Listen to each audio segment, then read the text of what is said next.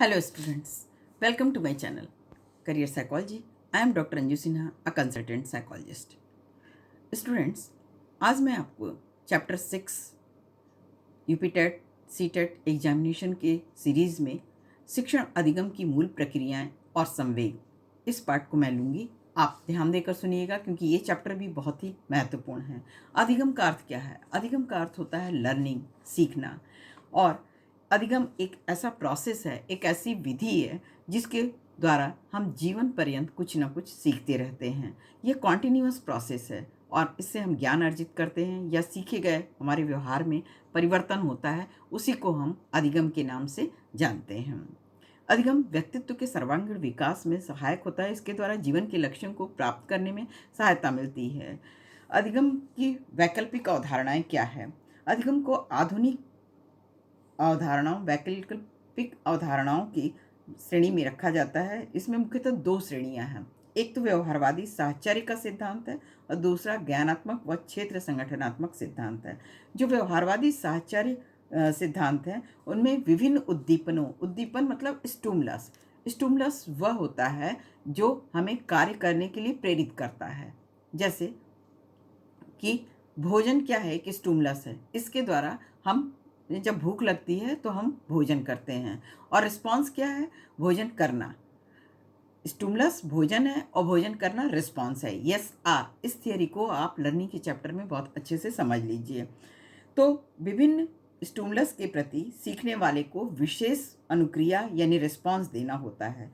इन उद्दीपनों तथा अनुक्रियाओं के साहचर्य से उनके व्यवहार में जो परिवर्तन आते हैं उनकी व्याख्या करना ही इस सिद्धांत का, व्यवहारवादी सिद्धांत का मुख्य उद्देश्य होता है। इस प्रकार के सिद्धांत के अंतर्गत थॉर्नडाइक, वॉटसन, पेवलॉव तथा स्किनर के अधिगम सिद्धांत आता है। जो ज्ञानात्मक व संगठनात्मक सिद्धांत होता है यह सीखने की प्रक्रिया के उद्देश्यों, उनकी अंतर्दृष्टि, सूझबूझ के महत्व को प्रदर्शित करता है। इस प्रकार के सिद्धांत में वर्दाइमर, कोहलर, कोफका, लेविन के सिद्धांत आते हैं। तो ये दोनों डिफ्रेंसिएशन आपने समझ लिए। अब हम देखते हैं पहला थॉर्नडाइक के प्रयास एवं त्रुटि सिद्धांत। थॉर्नडाइक के अधिगम के सिद्धांत को प्रयास एवं त्रुटि का सिद्धांत यानी यसार थियरी का सिद्धांत कहते हैं और इसे संयोजनवाद का भी सिद्धांत अधिगम के संबंध के सिद्धांत में जाना जाता है। थॉर्नडाइक ने अपने अधिगम सिद्धांत से संबंधित एक प्रयोग बिल्ली के ऊपर किया। उसमें उन्होंने एक भूखी बिल्ली को एक विशेष प्रकार के संदूक में बंद कर दिया था और इस संदूक के दरवाजे पर एक ऐसा खटके अथवा छिटकिनी जैसा वो लगा दिया था कि जब भी संदूक के बाहर मछली का टुकड़ा रखा जाए अंदर से बिल्ली को स्पष्ट दिखाई पड़ता था कि बाहर कुछ खाने का रखा हुआ है। और भूखी बिल्ली के लिए वो मछली का टुकड़ा एक स्टिमुलस था और एक उद्दीपन का कार्य करता था। उसे टुकड़े को देखकर संदूक के में बंद बिल्ली जो थी वो अनुक्रिया प्रारंभ कर देती थी, रिस्पॉन्स करने लगती थी, कूदने, भागने, बाहर निकलने का प्रयास करती थी। और इसकी अनुक्रियाएं प्रयत्न एवं भूल, ट्रायल और एरर होता था। कभी वो इधर उधर कूदती, कभी ऊपर चढ़ती, कभी नीचे, तो ये ट्रायल एरर होता था। और एक बार संयोगवश बिल्ली का पंजा संदूक के उस पर लीवर पे पड़ गया और दरवाज़ा खुल गया। बिल्ली बाहर रखा हुआ मछली का टुकड़ा खा ली। यानी ट्रायल एरर के द्वारा सीखना थॉर्नडाइक के सिद्धांत में आता है। और थॉर्नडाइक ने इस प्रयोग को बार बार दोहराया। इससे भूखी बिल्ली जो है जब भी उस संदूक में बंद कर दिया जाता था तो धीरे धीरे उसके प्रयासों में जो त्रुटियां होती थी वो कम होने लगी और अंत में एक बार ऐसा समय आया कि लीवर दबा के बिल्ली खुद से वो भोजन प्राप्त कर लेती थी। इस प्रकार से जैसे जैसे प्रयोग की संख्या बढ़ती गई बिल्ली के में कम प्रयास में ही भूल हुई और वो बिना गलती किए ही अंत में एक समय ऐसा भी आया कि बिल्ली बिना कोई गलती किए हुए संदूक का दरवाजा खोलकर और अपना भूख मिटा लेती थी। उपरोक्त प्रयोग के आधार पर थॉर्नडाइक ने अधिगम के प्रयास एवं त्रुटि के सिद्धांत का प्रतिपादन किया। उनके अनुसार सीखने की प्रक्रिया में व्यक्ति गलतियां तो कर सकता है किंतु बार बार किए गए प्रयासों के बाद वह सीखने में सफल हो जाता है। इस प्रक्रिया में उद्दीपक की मुख्य भूमिका है। उद्दीपक व्यक्ति को सीखने के लिए प्रेरित करता है। प्रयास एवं त्रुटि के सिद्धांत का शैक्षिक महत्व यह है कि बालक विभिन्न कौशलों को सीखने की प्रक्रिया में गलतियां कर सकते हैं। इस सिद्धांत में व्यक्ति को सीखने के लिए अभिप्रेरित किया जाता है और उन्हें बार बार अभ्यास करके उनकी आदतों में सुधार करके गलतियां को कम किया जा सकता है। यह सिद्धांत ये बताता है कि सीखने हेतु काम को बार बार रिवाइज करना, दोहराना बहुत आवश्यक है। वॉटसन का सिद्धांत क्या कहता है? वॉटसन एक ऐसे मनोवैज्ञानिक थे जिन्होंने अपने ही 11 माह के बच्चे एल्बर्ट के साथ एक प्रयोग किया। उसे खेलने के लिए खरगोश दे दिया। बच्चे को उस खरगोश के नरम नरम बालों पर हाथ फेरना अच्छा लगता था। वॉटसन ने बच्चे को कुछ दिनों तक ऐसा करने दिया और कुछ समय बाद उन्होंने क्या किया कि जैसे ही बच्चा खरगोश को छूता था, वॉटसन एक तरह के डरावनी आवाज़ साउंड जो है वो क्रिएट कर देते थे। और ऐसा वॉटसन ने कुछ दिनों तक किया और बच्चा वो आवाज़ सुन के डर जाता था और दूर हो जाता था। वो उस खरगोश को नहीं पकड़ता था। परिणाम यह हुआ कि डरावनी आवाज़ के न दिए जाने पर भी बच्चे को खरगोश को देखते ही डर लगने लगता था। इस तरह के भय की अनुक्रिया खरगोश को कृत्रिम उद्दीपन देकर डर पैदा की गई और उसके साथ वो एसोसिएट हो गया, अनुबंधित हो गया। इस अनुबंधन के फलस्वरूप उसने खरगोश से डरना सीख लिया। प्रयोग के आगे बढ़ाने पर देखा गया कि बच्चा खरगोश से ही नहीं बल्कि ऐसी सभी चीज़ों से डरने लगा जो खरगोश जैसी दिखती थी या फिर नरम होता था, इसमें कोमलता होती थी। अब हम देख लेते हैं पावलोव का सिद्धांत, जो कि बहुत इंपॉर्टेंट है। इसके कॉन्सेप्ट बहुत टेक्निकल है, इसलिए इसे ध्यान से सुनिएगा। मैं कुछ चीज़ें आपको दिखाऊंगी भी। पावलोव ने अपने प्रयोग में कुत्ते को भूखा रखा और उसे प्रयोग करने वाले मेज के साथ बांध दिया। उन्होंने इस कुत्ते की लार ग्रंथियों को स्लाइवा सेक्रेशन का जो उनके यहाँ पे गले में उसकी लार ग्रंथियाँ थी उसका ऑपरेशन कर दिया था, जिससे कि उसकी लार की बूंदों को परखनली में एकत्रित कर लार का जो क्वांटिटी थी उसको मेजर किया जा सकता था। उसने स्वतः चालित यांत्रिक उपकरणों की सहायता से कुत्ते को भोजन देने की व्यवस्था की। घंटी बजने के साथ ही कुत्ते के सामने भोजन प्रस्तुत हो जाता था और भोजन देखकर कुत्ता जो है वो मुंह से लार गिराना उसका स्वाभाविक था। इस लार को पाइप से जुड़े एक परखनली में एकत्रित कर लिया जाता था। इस प्रयोग को कई बार दोहराया गया और एकत्रित लार की मात्रा का मापन किया गया। जो फर्स्ट ड्रॉप थे वो 8 बूंद उसकी लार कुत्ते की आई थी। प्रयोग के आखिरी चरण में भोजन न देकर केवल घंटी की व्यवस्था में भी कुत्ता जो है मुंह से लार टपकाने लगता था, जिसकी मात्रा का मापन किया गया। इस प्रयोग के द्वारा देखने को मिला कि भोजन सामग्री जैसे प्राकृतिक उद्दीपन के अभाव में भी घंटी बजने जैसी कृत्रिम उद्दीपन के प्रभाव से कुत्ते ने लार टपकाने जैसी स्वाभाविक अनुक्रिया व्यक्त की। कुत्ते ने यह सीखा था कि जब घंटी बजती है तब खाना मिलता है, यानी उस घंटी के साथ कुत्ते का लार स्राव का जो सेक्रेशन था वो एसोसिएट हो गया था। सीखने के इस प्रभाव के कारण घंटी बजने पर उसके मुंह से लार टपकाना निकलना प्रारंभ हो जाता था अपने आप ही।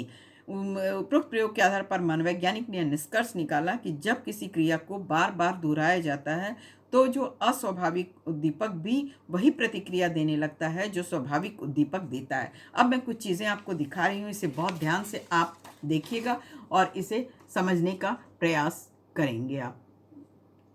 जैसे मैंने इसमें बताया कि शायद ये आपको कंप्लीट दिखे नहीं, इसलिए मैं आपको इसको बता दे रही हूँ। अनुबंधन के चरणों और संक्रियाओं के बीच का संबंध। अनुबंधन के जो चरण होते हैं, अनुबंधन के पूर्व यानी कंडीशनिंग के पहले जो उद्दीपक की प्रकृति होती है, भोजन यूएस है, घंटी की ध्वनि है, और आर अनुक्रिया की प्रवृत्ति जो है लार स्राव है, यूआर है, अनकंडीशनड रिस्पॉन्स है जो कि स्वाभाविक है। लार स्राव होना स्वाभाविक है और भोजन जो है वो यूएस या सीएस कह सकते हैं। अनुबंधन के समय घंटी की ध्वनि सीएस प्लस भोजन यूसीएस दोनों ही होते हैं और लार स्राव हर एक कंडीशन में होता है क्योंकि अनुक्रिया की प्रवृत्ति स्वाभाविक होती है। अनुबंधन के बाद क्या होता है, घंटी की ध्वनि यानी सीएस के बजते ही लार स्राव होने लगता है। यहाँ पे पेयरिंग हो रही है सीएस भोजन की सीआर लार स्राव के साथ। सीएस भोजन क्या है, एक स्टूमुलस है, और सीआर क्या है, ये एक अनुक्रिया है, यानी भोजन स्वाभाविक प्रोत्साहन है। कंडीशनिंग पुनर्बलन को प्रोत्साहन कहते हैं, प्रेरक कहते हैं, तो स्वाभाविक प्रोत्साहन है और लार स्राव जो है स्वाभाविक अनुक्रिया है। सीएस घंटी है और सीआर लार स्राव घंटी की आवाज़ पर जो लार स्राव होता है। यहाँ हम यह देख लेते हैं कि 4 तरह के प्राचीन अनुबंधन यानी पवलोवियन कंडीशनिंग को ओल्डेस्ट कंडीशनिंग प्राचीन अनुबंधन भी कहा जाता है। तो इसमें 4 तरह के निर्धारक होते हैं। सकालिक अनुबंधन पहला है, ये सबसे स्ट्रॉन्गेस्ट होता है। इसमें सीएस और यूसीएस एक साथ प्रस्तुत होता है, एक साथ हटा लिया जाता है। दूसरा है विलंबित अनुबंधन, इसमें घंटी सीएस के तब तक बजता रहता है जब तक कि भोजन यूसीएस प्रेजेंट नहीं कर दिया जाता है। अवशेष अनुबंधन ट्रेस कंडीशनिंग वो होती है जिसमें घंटी को पहले और फिर भोजन को बाद में दिया जाता है। पश्चगामी अनुबंधन वो अनुबंधन होता है जिसमें यूसीएस जो है वो सीएस को फॉलो करता है, यानी घंटी की ध्वनि भोजन जो है वो तब तक प्रस्तुत किया जाता नहीं किया जाता जब तक कि घंटी बज नहीं जाती है। तो पश्चगामी अनुबंधन यूसीएस फॉलोड बाय सीएस होता है। अगर हम देखें शैक्षिकी दृष्टिकोण से तो स्वभाव निर्माण में, अभिवृत्ति के विकास में और मानसिक एवं संवेगात्मक अस्थिरता के उपचार में हम पावलोव के इस कंडीशनिंग को उपयोग करते हैं। स्किनर का सक्रिय अनुबंधन का सिद्धांत क्या है? स्किनर ने अधिगम के सिद्धांत का प्रतिपादन किया, उसे सक्रिय अनुबंधन का सिद्धांत कहते हैं। सक्रिय अनुबंधन से अभिप्राय एक ऐसी अधिगम प्रक्रिया से है जिसके द्वारा सक्रिय व्यवहार को सुनिश्चित पुनर्बलन द्वारा पर्याप्त बल मिल जाने के कारण उनके वांछित रूप से जल्दी जल्दी पुनरावृत्ति होती है और सीखने वाला अंत में सिखाने वाले की इच्छा के अनुरूप व्यवहार करने में समर्थ हो जाता है। स्किनर ने अपने अधिगम के सिद्धांत के प्रतिपादन में सफ़ेद चूहों पर प्रयोग किया, जिसमें उन्होंने एक विशेष प्रकार का बॉक्स लिया जिसे स्किनर बॉक्स भी कहा जाता है, और इस बॉक्स में एक छोटा सा मार्ग था जिसमें एक लीवर लगा हुआ था प्रेस करने के लिए, जिसका संबंध एक प्याले से था, और इस लीवर को दबाने से खट की आवाज़ होती थी और उस प्याले में खाने का एक टुकड़ा अपने आप आ जाता था। चूहा जब इस लीवर बॉक्स में आता था तो उसी मार्ग से छोड़ा जाता था, तो लीवर पर उसका पैर पड़ने से आवाज़ होती थी और वो उसे खाने का टुकड़ा अंदर मिल जाता था उस प्याले में। वह खाना उस चूहे के लिए एक पुनर्बलन का, एक प्रोत्साहन, एक प्रेरक का कार्य करता था, और बॉक्स में इस प्रकार की व्यवस्था थी कि उसमें अन्य किसी प्रकार का शोर नहीं होता था। इस क्रिया को बार बार दोहराया गया। खाना चूहे की लीवर दबाने की क्रिया को इतना बल प्रदान करता था कि चूहा भूखा होने के कारण बहुत ज़्यादा एक्टिव होने लगा। स्किनर के एक्टिव कंडीशनिंग का शैक्षिक महत्व यह है कि पाठ्य वस्तु को छोटे छोटे पदों में बांटने पर बल दिया जाए, जिससे अधिगम शीघ्र व प्रभावशाली हो, लर्निंग ज़्यादा तेज हो। छात्रों के व्यवहार को वांछित स्वरूप तथा दिशा प्रदान करने में यह सिद्धांत शिक्षकों की सहायता करता है। यह सिद्धांत बताता है कि यदि छात्रों को उनके प्रयासों के परिणाम का ज्ञान करा दिया जाए तो विद्यार्थी अपने कार्य में अधिक उन्नति कर सकते हैं, और इस सिद्धांत का प्रयोग अभिक्रमित अधिगम के लिए भी किया जा सकता है। सक्रिय अनुबंधन में पुनर्बलन का अत्यधिक महत्व दिया जाता है। पुनर्बलन मतलब प्रोत्साहन, प्रेरक। पुनर्बलन के अनेक रूप हो सकते हैं, जैसे दंड हो सकता है, पुरस्कार हो सकता है, परिणाम हो सकता है, उसका ज्ञान हो सकता है। कोहलर का अंतर्दृष्टि सिद्धांत, इनसाइट लर्निंग, भी एक सिद्धांत है जिसमें उन्होंने अपने सूझबूझ के सिद्धांत को गेस्टवाल्टवादी सिद्धांत मनोवैज्ञानिकों की देन है। इन मनोवैज्ञानिकों में वर्दाइमर, कोहलर, कोफका और लेविन का नाम विशेष है। गेस्टाल्ट का मतलब है, जर्मन अर्थ होता है एक आकृति को पूर्णता या समग्रता प्रदान करना। गेस्टाल्टवादी सिद्धांत को प्रतिपादित करने के लिए कोहलर ने एक प्रयोग किया, और उन्होंने सुल्तान नामक एक चिंपैंजी को एक रूम में बंद कर दिया, और उस रूम के छत पे कुछ केले उन्होंने टांग दिए जो कि चिंपैंजी के पहुंच से बाहर थे। उन्होंने कमरे के तीन चार खाली बक्से भी डाल दिए। चिंपैंजी केले को देखकर उछल कूद करके उन्हें प्राप्त करने का कोशिश करता था, परंतु वो केले को प्राप्त करने में असफल पाता था। कुछ समय बाद वह फर्श पर पड़े हुए खाली बक्सों को देखता। पहले वह एक एक बक्से को केले के नीचे रखता तथा उस पर चढ़कर केला प्राप्त करने का प्रयत्न करता, परंतु वह केला प्राप्त नहीं कर पाता था। कुछ समय बाद वह दूसरा बक्सा भी उस बक्से पे रखता था, परंतु वह भी केला प्राप्त करने में असफल। इस प्रकार तीसरा बक्सा रखता और तीसरे बक्से के ऊपर भी वो चढ़ जाता था, केला प्राप्त करने में सफल हो जाता था। यह उसकी अंतर्दृष्टि का ही परिणाम था जो कि उसको अपने लक्ष्य प्राप्ति में सहयोग करती थी। तो इस तरह से कोहलर ने देखा कि अपनी सूझबूझ का उपयोग करके चिंपैंजी जो है वो अपने काम में सफल हो जाता था। पिंजड़े में दो और एक अन्य प्रयोग भी कोहलर ने किया था जिसमें उन्होंने दो छड़ियाँ रख दी थी जिन्हें जोड़कर एक बड़ी छड़ी बनाई जा सकती थी। पिंजड़े के बाहर केला रखा हुआ था और चिंपैंजी हाथ बढ़ाकर केले को प्राप्त करने की कोशिश करता था, किंतु असफल रहता था। छड़ियों से खेलते हुए एक बार अचानक दोनों छड़ियाँ आपस में जुड़ गई। अब वह बड़ी छड़ी से केले को अपनी ओर खींचने में सफल हो गया। उपरोक्त प्रयोग के आधार पर यह निष्कर्ष निकाला गया कि चिंपैंजी ने परिस्थिति को अपने समग्र रूप में प्रत्यक्षीकरण किया और परिस्थिति में उपलब्ध सामग्री तथा समस्या के हर पहलू को गंभीरतापूर्वक विश्लेषण करके उचित संबंध स्थापित करने की चेष्टा की। इसमें उसने बहुत सारी गलतियां की और अंत में वो समस्या से संबंधित पहलुओं को समझ गया और उनका हल उसके ब्रेन में अचानक ही आया कि हम इस तरह से करके अपने भूख को मिटा सकते हैं। अंतर्दृष्टि का सिद्धांत का शैक्षिक उपयोगिता यह है कि जब कुछ पढ़ाया जाए अथवा कुछ सीखने के लिए कहा जाए तो उसे अपने समग्र रूप से बालकों के सामने प्रस्तुत किया जाए। बालकों के बौद्धिक विकास हेतु इस विधि के द्वारा अधिक से अधिक कार्य को करने के लिए बालकों को प्रोत्साहित किया जाए ताकि वो अपनी अंतर्दृष्टि का यूज कर सकें। पाठ्यक्रम के निर्माण में सूझबूझ अथवा अंतर्दृष्टि प्रक्रिया को ध्यान में रखकर पाठ्यक्रम के विभिन्न अंगों को एकीकृत किया जाए। यदि सीखने में होने वाले लाभों को पहले पता चल जाए तो बालक में अपनी बुद्धि तथा सूझबूझ का भरपूर प्रयोग कर सकते हैं। लेविन का सिद्धांत। लेविन का अधिगम सिद्धांत ये बताता है कि वातावरण में व्यक्ति की स्थिति के अनुसार सीखना एक अधिगम सापेक्षिक क्रिया है, यानी प्रिंसिपल रिलेटेड विथ लर्निंग।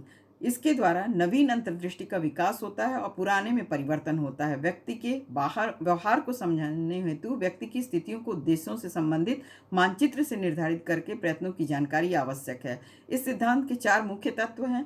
शक्ति, इसमें जीवन में सदैव उद्देश्यों को प्रेरणा ग्रहण करता है और उद्देश्य कभी सकारात्मक और कभी नकारात्मक होते हैं। सकारात्मक उद्देश्य से प्रेरित होकर व्यक्ति काम की ओर बढ़ता है और नकारात्मक से पीछे हट जाता है। अभिप्रेरणा वह प्रक्रिया है जिससे प्रेरक विशिष्ट उद्देश्यों के साथ संबंधित होते हैं और उसे संतुष्टि और उद्देश्य प्राप्ति की ओर सफल बनाती है। जीवन विस्तार 3rd पॉइंट है लेविन में। जो उन्होंने आवश्यकता तथा योग्यताएं होती हैं वो व्यक्ति में निहित होती हैं। लेविन व्यक्ति की सीमा की अवधारणा की चर्चा किया है उन्होंने, जो कि जीवन विस्तार के लाइफ स्पान से घिरा होता है। 4th फैक्टर है लेविन के सिद्धांत में अवरोध। वातावरण में कुछ ऐसी शक्तियां होती हैं जो व्यक्ति को उसके उद्देश्य तक पहुंचने में डिस्टर्ब करती हैं और उसे मार्ग में बाधा पहुंचाती हैं। व्यक्ति को उद्देश्य की ओर जाने के लिए भी प्रेरणा मिलती है और वह अपने लक्ष्य को प्राप्त कर लेता है। यदि वह निराश होकर बैठ जाता है तो वह अपने लक्ष्य को प्राप्त नहीं कर सकता है। इस सिद्धांत का शैक्षिक महत्व यह है कि अधिगमकर्ता को मात्र एक जैविक प्राणी न समझा जाए बल्कि उसे मनोवैज्ञानात्मक व्यक्ति माना जाता है जो किसी एक शिक्षण अधिगम परिस्थिति में अपने विशिष्ट जीवन दायरे में रहता है। क्षेत्र सिद्धांत। लेविन का क्षेत्र सिद्धांत यह बताता है कि सीखना सभी तरह से उद्देश्यपूर्ण और लक्ष्य उन्मुख प्रक्रिया है और शिक्षकों को शिक्षण अधिगम व्यवस्था के उचित नियोजन, व्यवस्था तथा प्रबंधीकरण में सहायता मिलती है। कार्ल रॉजर्स का अनुभवजन्य अधिगम सिद्धांत, learning theory, empirical learning by Karl Rogers. इन्होंने कहा कि 2 तरह से लर्निंग होती है, संज्ञानात्मक अधिगम तथा अनुभवजन्य अधिगम। उन्होंने बताया कि संज्ञानात्मक अधिगम को जब तक उपयोग में नहीं लाया जाए तब तक वो अपने काम में पूरी तरह से निरर्थक होता है और इसके साथ ही इस अधिगम के आधार पर प्रयोजन मात्र की प्राप्ति ही होती है। अनुभवजन्य अधिगम ये कहता है कि व्यक्ति अपने कल्याण के लिए इसका प्रयोग कर सकता है और व्यक्तिगत रुचि एवं तल्लीनता को पूरा इसमें समावेश होता है। यह सिद्धांत बताता है कि मानव होने के नाते व्यक्ति को सीखने की स्वाभाविक रूप से अभिलाषा होती है और सभी व्यक्ति वृद्धि एवं विकास को प्राप्त करते हैं, इसलिए उन्हें अपनी स्वाभाविक रुचि तथा इच्छा को ध्यान में रखते हुए प्रगति पथ पर अग्रसर होना चाहिए। अनुभवजन्य सिद्धांत की शैक्षिक उपयोगिता यह है कि लाभदायक एवं सकारात्मक परिस्थितियों में इसका प्रयोग किया जा सकता है और यह सिद्धांत सहायता से छात्रों के लिए अधिगम स्रोतों एवं संसाधनों की व्यवस्था करने में सहायक होता है। इस तरह से हम देखते हैं कि सभी सिद्धांत शैक्षिक उपयोगिता को भी बताते हैं जो कि मनोवैज्ञानिक दृष्टिकोण से बालकों को आगे बढ़ने में हेल्प करते हैं। अब हम संवेग के बारे में देख लेते हैं कि संवेग क्या है। संवेग जो है वो उत्तेजित करने की अवस्था होती है और इस संवेग जो है शारीरिक रूप से उत्तेजित करती है। मनुष्य अपनी प्रतिदिन के जीवन में दुख, भय, क्रोध, प्रेम, घृणा आदि संवेगों का अनुभव करता है। वैसा व्यवहार किसी उत्तेजनावश करता है, यह अवस्था संवेग की कहलाती है। संवेग व्यक्ति की उत्तेजित अवस्था है और इसमें संवेग के प्रकार को अगर हम देखें तो कई तरह के संवेग होते हैं। उनकी मूल प्रवृत्तियां होती हैं, इंस्टिंक्ट होते हैं, भय, वात्सल्य, घृणा, कामुकता, करुणा, दुख, आत्महीनता, क्रोध, आत्माभिमान, अधिकार भावना, भूख, आमोद, कृतिभाव, आश्चर्य, एकाकीपन आदि। संवेग की प्रवृत्ति हमेशा व्यक्ति में अच्छे और बुरे अनुभवों के प्रति दृढ़ भावनाओं को अनुभव कराती है। संवेग का उदाहरण होता है खुश होना, शर्मिंदा होना, दुखी होना, उदास होना आदि। संवेग हमारे दिन प्रतिदिन के जीवन को प्रभावित करते हैं। संवेग की विशेषताएं क्या हैं? संवेग परिवर्तनशील प्रवृत्ति के होते हैं। संवेग में सुख, दुख, भय, क्रोध, प्रेम, घृणा, ईर्ष्या आदि होते हैं। संवेग में तीव्रता का गुण पाया जाता है। संवेग मानव व्यवहार में परिवर्तन हेतु उत्तरदायी है। संवेग क्षणिक होते हैं। संवेग में अस्थायी प्रवृत्ति का गुण पाया जाता है। संवेग सार्वभौमिक होता है। संवेग का फैक्टर्स क्या है, घटक क्या है? इसमें शारीरिक परिवर्तन होता है, व्यवहार में परिवर्तन होता है, संवेगात्मक भावनाओं में परिवर्तन होता है, जैसे बहुत तरह के दुख होना, सुख होना या जब हम किसी व्यक्ति के हाथ में छड़ी देखते हैं तो हम डर के भाग जाते हैं। सामने शेर को देख लिया तो हमारे अंदर डर की प्रवृत्ति आ जाती है। संवेगों का शिक्षा में महत्व क्या है? शिक्षक बालकों के संवेगों को जागृत करके पाठ में उनकी रुचि उत्पन्न कर सकते हैं। शिक्षक बालकों के संवेगों का ज्ञान प्राप्त करके उपयुक्त पाठ्यक्रम का निर्माण कर सकते हैं और उनके संवेगों को जागृत करके उन्हें उत्तम कार्य के लिए प्रेरित कर सकते हैं। उनकी मानसिक शक्तियों को प्रोत्साहित कर सकते हैं। संवेगों को परिष्कृत करके समाज अनुकूल बना सकते हैं। संवेगों पर नियंत्रण करके विधियां बताई गई उन्हें शिष्ट और सभ्य बनाया जा सकता है और संवेगों का विकास करके उत्तम विचारों, आदर्शों, गुणों और रुचियों का निर्माण किया जा सकता है। Thank you guys. I think कि आपको हर एक कॉन्सेप्ट बहुत क्लियर हो गया होगा। Please like, share, comment and subscribe my channel. आप कमेंट करके मुझे ज़रूर बताइएगा कि आपको कहाँ दिक्कत हो रही है और आप और आगे कैसा सजेशन चाहते हैं। Thank you for watching. Have a great day.